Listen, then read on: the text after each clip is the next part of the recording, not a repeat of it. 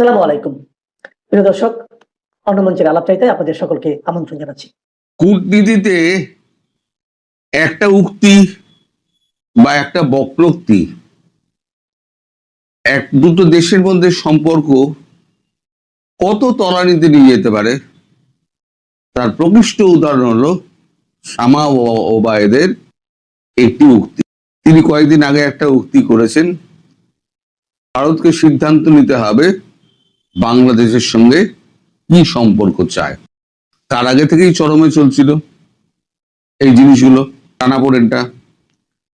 তারপরে যখন এই উক্তিটা যখন ভেসে এলো এবং মুদ্রিত অক্ষরে, তখন ভারতের পক্ষে সেটা সহ্য করা খুব মুশকিল হয়ে গেছিল।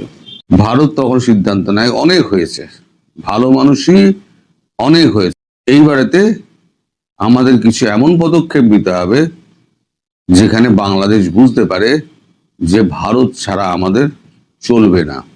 অর্থাৎ আপনার হাইট হচ্ছে 3 ফুট, আপনি 30 ফুট হাইটের লোকের সঙ্গে আমি যদি এখন দ্য গ্রেট খালির সঙ্গে চোখে চোখ মিলিয়ে কথা বলতে চাই, তার 7.5 ফিট হাইট আর আমার হচ্ছে 5-6, তা আমাকে তো টুলের ওপর দাঁড়াতে হবে অথবা মোড়ের ওপর উঠতে হবে। তা বাংলাদেশের যে অর্থনৈতিক সাইজ এবং তার ভূখণ্ডের সাইজ, সেই অনুযায়ী তার যা সাইজের কথাবার্তা, তাতে ভারতবর্ষ বেশ চটেছে। এবং চটার পর গতকালকে আমি বলেছিলাম যে আমাদের খাদ্য ও সরবরাহ মন্ত্রী প্রহ্লাদ যোশী, তিনি তার ডিপার্টমেন্টকে ডেকে বৈঠক করেছেন এবং আমার আন্দাজ অনুযায়ী রাত্রিবেলাতে হরদীপ সিং পুরিও সমস্ত অয়েল কোম্পানিকে ডেকেছিলেন এবং ডিস্ট্রিবিউশন কোম্পানিগুলোকে ডেকেছিলেন, যারা ডিস্ট্রিবিউট করে। অয়েল কোম্পানিতে শুধু অয়েল তোলে, ডিস্ট্রিবিউশন তো আর একটা কোম্পানি করে। ডিস্ট্রিবিউশন অথরিটি গুলোকে ডেকেছিলেন, ডেকে তাদের সঙ্গে একটা মিটিং করেছেন। মিটিং এ যা জানা যাচ্ছে, এটা অ্যাপ্রুভালের জন্য এবার ক্যাবিনেটে পাঠানো হবে যে এখন আমাদের বর্ষাকাল চলছে, এই বর্ষাকালে এখন সমুদ্র উত্তাল, তারপর আমেরিকার সঙ্গে একটা ঝামেলা, গ্যাসের সংকট, আমরা গ্যাসের সংকটে ভুগছি, এবং বর্ষায় আমাদের এখানে প্রচুর ফসলের ক্ষয়ক্ষতি হয়েছে। ফলে এখন থেকে একটা ন্যারেটিভ তৈরি করো যে আমাদের নিজেদের দেশেই খাদ্য এবং গ্যাস এবং তেলের অভাব। ন্যারেটিভটা এখন থেকেই তৈরি করা হবে। হ্যাঁ, অথচ তার মানে এই নয় যে আমি কাল থেকে আমার সব বন্ধ হয়ে যাবে। ন্যারেটিভটা তৈরি হচ্ছে এইভাবে, আগামী 2-3টে সপ্তাহ এই ন্যারেটিভটা চলবে যে আমাদের এখানে সত্যিই খুব অভাব। তারপর ধীরে ধীরে ধীরে ধীরে কাটলাভ যেগুলো আছে সেগুলো হবে। একই সঙ্গে বিদ্যুৎ, জ্বালানি যদি না থাকে, জ্বালানি যদি অব্যাহত না থাকে, ব্যাহত হয়, অব্যাহত থাকে, তাহলে পরে পূর্ণ মাত্রায় চলবে ইউনিটগুলো। গন্ডা ইউনিটের কথা বলছে আদানির। আর জ্বালানি যদি ব্যাহত হয়, এই যে রাশিয়া থেকে আমরা ক্রুড অয়েল আনছি, কাতার থেকে আনছি, সৌদি আরব থেকে আনছি, এক তো হচ্ছে হুতিদের ঝামেলা রেড সিতে, এদিকে রাশিয়ার এখান থেকে আনতে গেলে ওখান থেকে আমাদের যে উত্তরাঞ্চলের যে আপনার সামুদ্রিক বর্ষার সময় যতটা উত্তাল হয়ে ওঠে, তাতে জাহাজ নিয়ে আসা বেশ কষ্টকর, এবং 18 দিনের যাত্রা সেটা 30 দিনে শেষ হয়, এতটাই কঠিন হয় যাত্রাটা। ফলে সেইটাও একটা ন্যারেটিভ খাড়া করা হবে। তাহলে কি হলো? খাদ্য হলো, তেল হলো এবং বিদ্যুৎ হলো।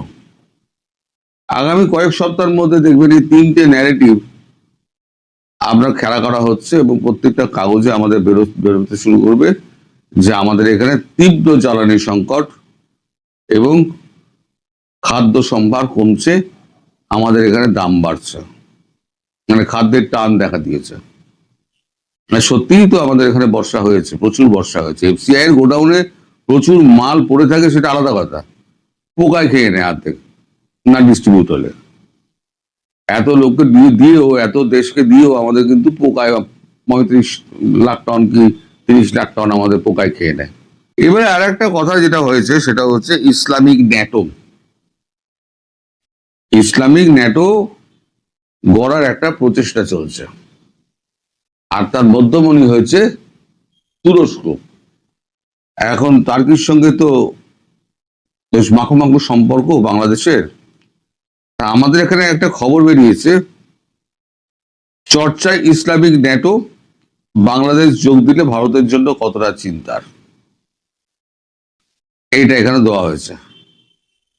তলায় লেখা হয়েছে, এটা আস্তাক করেছে, তলায় লিখেছে, তুরস্কের সঙ্গে বাংলাদেশের সাম্প্রতিক মাখো সম্পর্ক নিয়ে বেশ আন্তর্জাতিক মঞ্চে জল্পনা উস্কে উঠলো।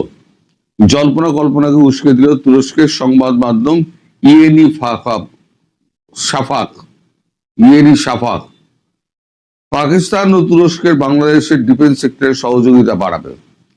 তুরস্কের সঙ্গে বাংলাদেশের সাম্প্রতিক মাখো সম্পর্ক ঘিরে ফের আন্তর্জাতিক মঞ্চে জল্পনা উস্কে উঠল। এবার জল্পনা কল্পনাকে উস্কে দিল তুরস্কের সংবাদ মাধ্যম ইয়েনি সাফাক।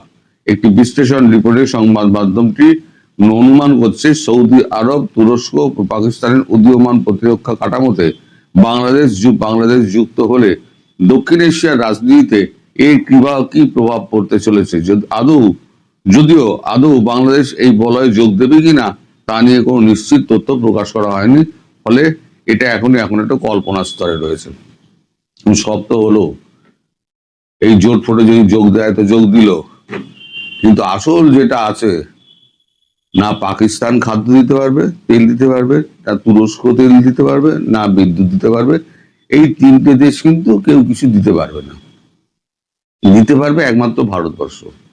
এবার ন্যাটো গড়ো, ইসলামিক ন্যাটো গড়ো, আর তোমরা কোন রকম